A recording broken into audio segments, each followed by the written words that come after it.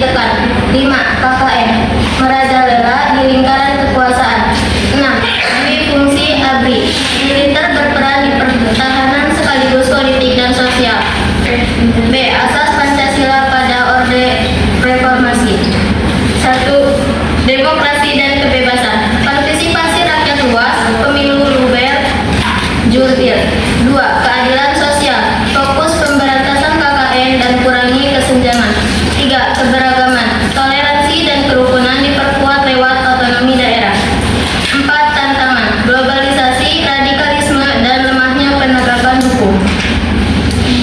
Terima kasih Yani atas pemaparannya. Kemudian kita akan beranjak ke materi selanjutnya yang akan dijelaskan oleh presentator kedua, yaitu Zaskia. Kemudiannya disilahkan. Selanjutnya, perbedaan Pancasila, Orde Baru, dan Reformasi. 1. Ideologinya. Orde Baru, Pancasila ditafsirkan tunggal, dogmatis, alat kekuasaan. Reformasi lebih terbuka, demokratis, dan inklusif. 2. Kebebasan berpendapat. Orde Baru dibatasi, terus diawasi. Reformasi, kalau reformasi bebas dijamin Undang-Undang Nomor 9 Tahun 1998. Yang ketiga, sistem politiknya. Kalau di Orde Baru, sentralistik, partai dibatasi, Golkar dominan. Kalau reformasinya, desentralisasi, multi partai. 4. Pemilunya. Orde Baru luber tapi tidak jujur, adil. Kalau reformasi luber, jurdil, lebih demokratis. 5. KKN-nya. Orde Baru merajalela dilindungi kekuasaan. Kalau reformasinya, pemberantasan KKN lewat KPK meski masih jadi masalah. Kesimpulannya, penerapan Pancasila Orde Baru versus reformasi. Orde Baru, Pancasila jadi alat kekuasaan yang dogmatis dan otoriter. Tafsir dimonopoli lewat P4. Menekankan kebebasan menjustifikasi stabilitasmu, sementara KKN merajalela. Kalau reformasi, Pancasila dikembalikan sebagai dasar negara yang demokratis, terbuka, inklusif. Hak warga dihormati, kebebasan dijamin, musyawarah mufakat dijalankan. Baik, selesai sudah pemaparan materi yang dijelaskan oleh kedua presentator kita pada hari ini. Selanjutnya saya buka sesi tanya jawab. Apakah ada yang ingin bertanya?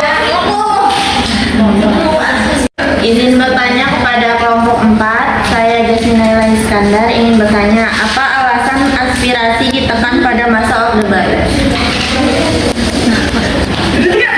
Tanya, kenapa Pancasila dijadikan sebagai asas tunggal pada masa Orde Baru? Perkenalan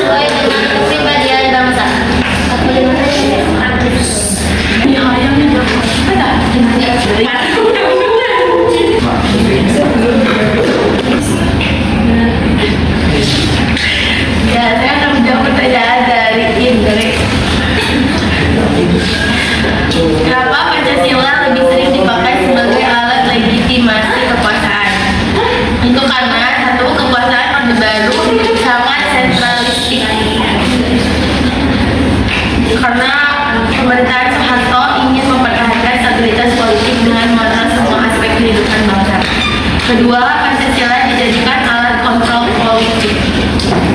Terus ketiga, indoktrinasi lewat P4, pedoman, penghayatan, dan pengalaman Pancasila. P4 tuh.